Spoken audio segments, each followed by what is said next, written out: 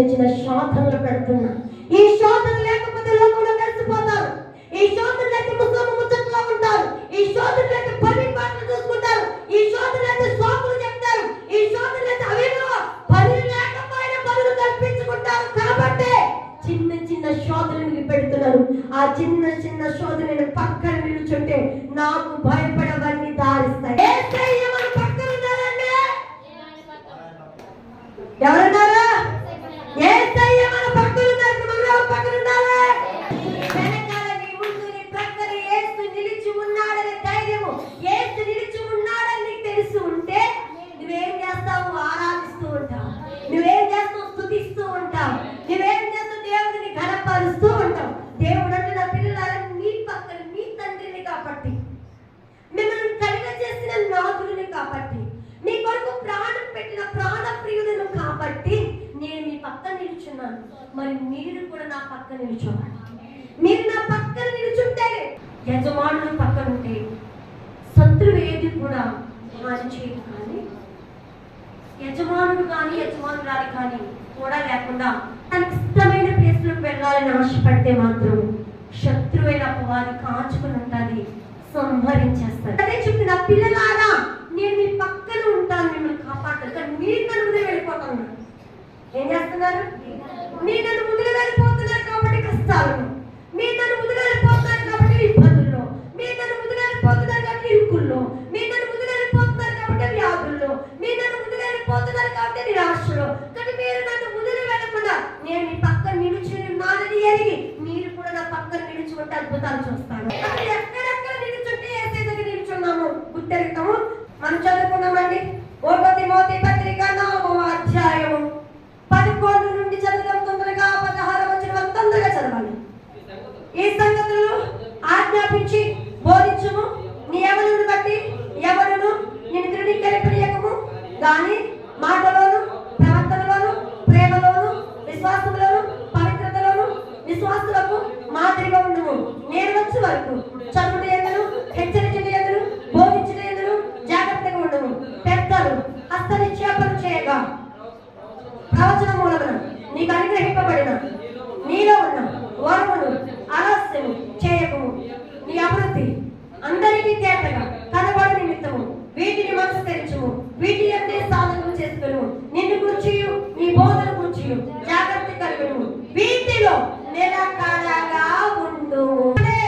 చదవడం కదండి, రేట్ల కూడా మాటలో నిలకడగా. నేను నీ పక్కన నిలుచున్నాను గొప్ప కార్యాలు చేయడానికి. నువ్వు నా పక్కన నిలిచి ఉన్నావు నా కార్యాలు చూడాలంటే నువ్వు మొదటి దేంట్లో నిలబడాలి. కరువు వచ్చిందండి అబ్రహాముకి, సమృద్ధి వచ్చిందండి. కరువు వచ్చినప్పుడు అబ్రహాము నిలబడ్డాడు మాటలో, సమృద్ధి వచ్చినప్పుడు కూడా అబ్రహాము నిలబడ్డాడు మాటలో. అబీమెలెకు రాజు తీసుకొచ్చి ధనం ఎదురు పెట్టి, నేను చేయలేని యుద్ధం నువ్వు చేస్తే నీ సోదరుడు కొరకు యుద్ధం చేసి నా దేశాన్ని కాపాడవు, నా ప్రజలను కాపాడవు, నా పిల్లల్ని కాపాడవు, నా భార్యని కాపాడవు, నా సర్వ సంపదను కాపాడవు. కానీ ఇటువాడికి ధనం ఇస్తున్నా తీసుకుంటే అతను కరువులో ఉన్నాడు. దేంట్లో ఉన్నాడండి? ఆకలి బాధతో ఉన్నాడు. అక్కడికక్కడికి వెళ్ళి తీసుకొచ్చి తినే పరిస్థితిలో ఉన్నాడు అబ్రహాం. కానీ అబ్రహాం అన్న మాట ఏంటో తెలుసా? నాకు నీ దాంట్లో ఇంత కూడా నూలు పోకూడదు. మనం ఏమంటాం? అయ్యో పిల్లలు ఆకలితో ఉన్నారు, పనులు ఆకలితో ఉన్నారు, నా భార్య ఆకలితో ఉంది, అలాంటివైతే మన కొడుకు నింపడానికి. కానీ అబ్రహాం మాత్రం మాటలో నిలకడగా నిలుపుతాడు. ఎప్పుడో కష్టం సమృద్ధిని చేస్తాడు దేవుడు.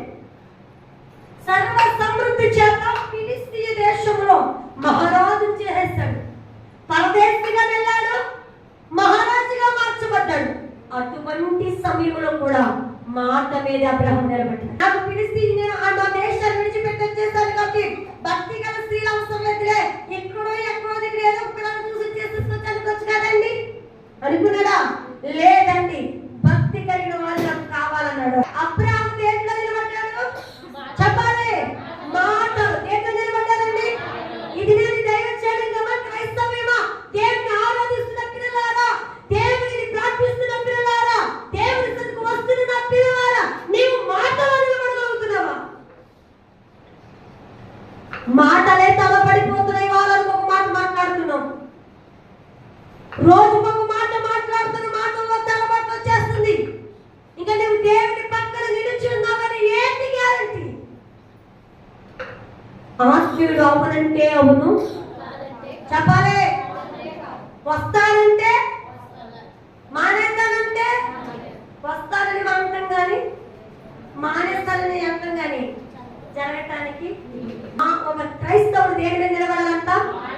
మాట మీద ఎవరైతే నిలబడతారో వారు ఎవరి ప్రక్కన ఉన్నట్టు, వారి ప్రక్కన ఎవరున్నట్టు. ఆ ఎవరైతే దేవుడి పక్కన ఉంటారో దేవుడి పక్కన ఉన్నట్టే ఉండడం అంటే ఏంటండి? మాట మీద చెప్పాలి, మాట మీద నిలబడాలని చెప్పానని చెప్పి ముస్లమ్మ ముచ్చట్లో ఆ పక్కల మాటలు ఈ పక్కల మాటలు, ఆ ఇంటి కవులు ఈ ఇంటి కవులు మన జీవితానికి తగవు. హల్లెలూయా హల్లెలూయా.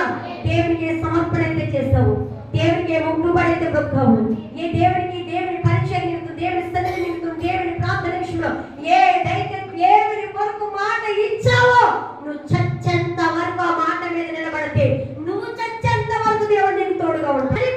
నీ సంతానానికి కూడా దేవుడు నీ కొరకు నీ కొరకు నీ కొరకు ఆయన నిలబడి ఉంటాడు. దేవుడు మన పక్కన నిలుచున్నాడు. దేవుడి పక్కన మనం నిలిచి ఉండడానికి మాట ఏంటి గ్యారంటీ? ఏంటి మనలో ఉన్న గుణము అంటే మాట మీద. హల్లెలూయా. ఏం లేదండి చెప్పాలి. తప్పకు మాటలు, మోసపు మాటలు, అబద్ధపు మాటలు, వేషధారణ మాటలు ఇవన్నీ పరిశుద్ధులకు తగదు. మనం దేని మీద నిలబడాలి? నెంబర్ 1 మాట్లాడాలి. నెంబర్ 2 ఏంటండి? ప్రవర్తనలో మన ప్రవర్తన సరిగ్గా ఉందంట. మందిరంలో ఒక ప్రవర్తన, ఇంటికాడ ఒక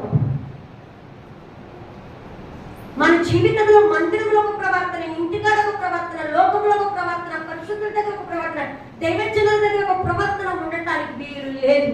ఎందుకంటే ఎక్కడున్న దేవుడు ఉన్నాడు. శాంపురాలు కాదు నేను ఆశీర్వదించేది, శాంపురాలు కాదు నీకు మేలు చేసేది, శాంపురాలు కాదు నీకు స్వస్థతనిచ్చేది, శాంపురాలు కాదు నీకు అద్భుతాలు చేసేది. శాంపురాలు ఒక మట్టి ఘటము, మానవురాలు ఒక గాడిద వంటి స్వభావము. శాంపురాలలో అయితే ఏ శక్తి లేదు, కానీ శాంపురాలను పిలిచే దేవుడిలో మాత్రం శక్తి ఉంది. ఆ దేవుడు ఆ శక్తివంతుడైన దేవుడు ప్రపంచంలో ఎక్కడున్నా నీ పక్కనే ఉంటాడు. చీకటిలో ఉన్నా, వెలుగులో ఉన్నా, వాహనం నడిపినా, పని చేస్తున్నా, వ్యాపారం దగ్గరికి వెళ్ళినా చెప్పాలి, పూలు పని చేసినా, నువ్వు మాట్లాడినా. అందుకనే పరిశుద్ధమైన దైవజనులు అన్నారు, 100 మంది 100 మాటలు మాట్లాడినా దేవుడు బాధపడ్డంటుంది. కానీ నీతిమంతుడు, దేవుని ఆరాధించే బిడ్డ ఆ భక్తిహీనుడితో ఒక మాట కలిపితే చాలంట, చాలా వేదన చేస్తాను. మన ప్రవర్తన ఎక్కడున్నా ఒకేలాగా ఉండాలి. మూడోది చూద్దాం. మూడోది ఏంటండి? ప్రేమలు. అసలు ఈ ప్రేమ ఉంటే చాలండి, మన పరిశుద్ధ గ్రంథం అంతా అయిపోయినట్టే. అక్క చెల్లెల మధ్యన ప్రేమ ఉండదు, అన్న తమ్ముల మధ్యన ప్రేమ ఉండదు, తోడుకోళ్ళ మధ్యన ప్రేమ ఉండదు, అత్త కోళ్ళ మధ్యన ప్రేమ ఉండదు, చుట్టుపక్కల మధ్యన ప్రేమ ఉండదు. ప్రేమ లేకుండా ఎన్ని పాటలు పాడినా, ప్రేమ లేకుండా ఎన్ని గంటలు ప్రార్థన చేసినా, ప్రేమ లేకుండా ప్రవచించినా, ప్రేమ లేకుండా భాషను మాట్లాడినా, ప్రేమ లేకుండా అద్భుతాలు చేసినా, ప్రేమ లేకుండా ఉపదేశము చేసినా ఇదంతయు వ్యర్థమే. నీకు స్వస్థత ఎందుకు కలగటలేదు? నీకు మేలు ఎందుకు జరగటలేదు? ఏ నీ పక్కన కూర్చుని నీ బిడ్డ ఆ బిడ్డకి చేసిన మేలు నీకెందుకు చేస్తుంది? నీలో ప్రేమ లేదు. నీలో ప్రేమ లేదు కాబట్టి, పక్కోని ప్రేమించే గుణం లేదు కాబట్టి, పక్కోని ఆదరించే గుణం లేదు కాబట్టి ప్రేమ ఆదరిస్తుంది. ఆ ప్రేమ నీలో లేదు కాబట్టి నీలో అద్భుత కార్యాలు జరగట.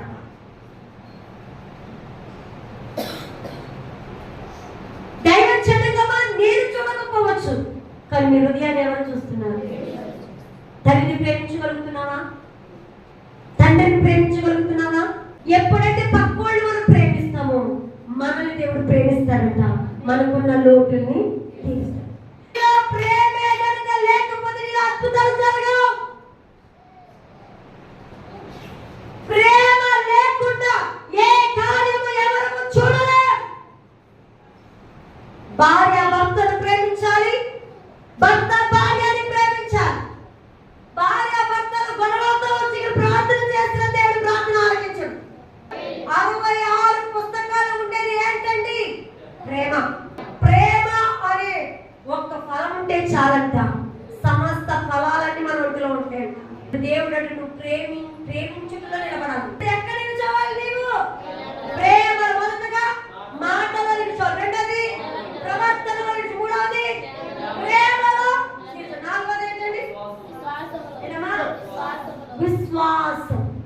గడిచిన వారమే చెప్పాను. 10% విశ్వాసం ఉంటే అద్భుతాలు చాలు. 20% విశ్వాసం ఉంటే అద్భుతాలు చాలు. 50% అద్భుతాలు విశ్వాసం ఉన్నా, 60 అన్నా, 90 అన్నా, 99 అన్నా, 99.5 అన్నా ఎంత ఉండాలి మనకి విశ్వాసం? 100కి 100 విశ్వాసం ఉంటే నీ జీవితంలో ఏం జరుగుతుంది? మన విశ్వాసం పెట్టి విశ్వాసం చెప్పమన్నారా? అద్భుతం జరిగిందనుకో, కుతూహలం ఆర్భాటమే. విశ్వాసం మొదటి దేంట్లో నిలిచోవాలి, రెండో దేంట్లో నిలిచోవాలి, మూడో దేంట్లో నిలిచోవాలి, నాలుగో దేంట్లో నిలిచోవాలి.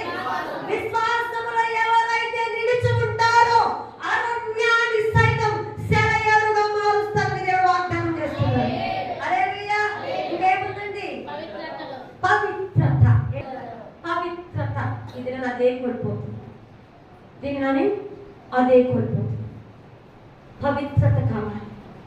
నేను దినాన్ని చెప్పాను, దేవుడు మనల్ని ఎందుకు పిలిచాడంటే పవిత్రులుగా ఉండటానికి తప్ప అపవిత్రులుగా ఉండటానికి. మన చూపు, మన మాట, మన వినికిడి ప్రతిదీ కూడా ఎవరిమైతే పవిత్రత కలిగి జీవిస్తాం. ఇది నేను వస్త్రధారణ విషయంలో నుంచి, జడలు అల్లుకునే విషయంలో కానించి, చూచే విషయంలో కానించి, వినే విషయంలో కానించి, నడిచే నడక విషయంలో కానించి, మాట్లాడే విషయం కానించి, ఆలోచన కానించి ప్రతిదీ కూడా ఎలా ఉండాలంట? పవిత్రత. ఎవరైతే పవిత్రత కలిగి ఉంటారో వారు ఎవరి పక్షంగా నిలబడినట్టు? దేవుడు మన పక్షంగా నిలబడినట్టు. మనము ఆయన పక్షంగా నిలబడినా, ఆయన మన పక్షంగా నిలబడినా ఏం జరుగుతుందంటే గొప్ప కార్యాలు మన జీవితంలో జరుగుతాయి. ఇక మనకు భయం అనేది భయం లేదు, దిగులు లేదు. జీవిత యాత్రలో యేసు ప్రభు నాతో నుండ భయం లేదుగా. ఈ పాట పాడి నీ జీవిత యాత్ర ఆశ్చర్యకరంగా మలచబడాలంటే మొదట మాటలో నిలుచోవాలి, రెండోది ప్రవర్తనలో నిలబడాలి, మూడోది ప్రేమలో నిలబడాలి, నాలుగోది విశ్వాసంలో నిలబడాలి, ఐదోది పవిత్రతలో నిలబడి. ఈ మాట అపొస్తలుడైన పౌలు తిమోతికి చెప్తే ఈనాడు పరిశుద్ధాత్మ దేవుడు నామతోనూ మీతోనూ మాట్లాడుతున్నారు. దైవ జనంగమా, మీరు ఈ ఐదింటిలో నిలబడండి, దేవుడు మీ పక్షంగా నిలబడతాడు. దేవుడు మీ పక్షంగా నిలబడితే ఏది మీకు తక్కువ కాదు, సమృద్ధి చేత మీరు ఆశీర్వదించబడతారు. అంత మాత్రమే కాదు, ఈ 5 మీ గుణాలు మీలో ఉంటే సార్వత్రిక సంఘము ఎత్తబడే సంఖ్యలో రాబోతున్న ఉగ్రతను తప్పించుకొని నిత్య రాజ్యానికి వారసులు అవుతారని దేవుడు వాగ్దానం చేస్తున్నారండి. అటువంటి కృప పరిశుద్ధాత్మ దేవుడు అందరికీ దయచేయునుగాక.